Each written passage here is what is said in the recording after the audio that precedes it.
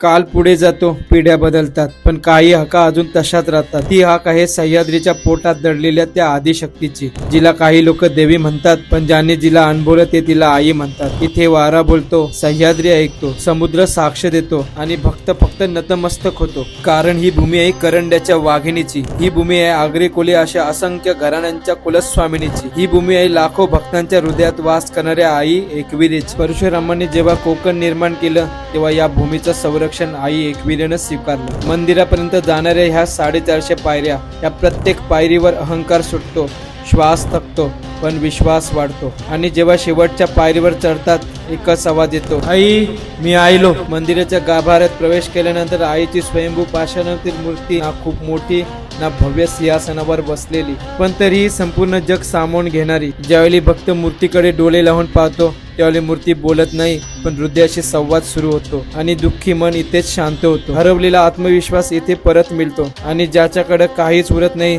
त्याला आईच्या डोळ्यात आधार दिसतो. आईच्या गाभाऱ्यात लागलेला सिंदूर लेकरांच्या आयुष्यातले संकट पुसून टाकतो. जेव्हा आयुष्य गर्दीनं भरतं पण आधार हरवतो, जेव्हा प्रश्न खूप असतात पण उत्तर मिळत नाही, तेव्हा एकदा या गाभाऱ्यावर उभे राहा आणि म्हणा, आई मी आलो.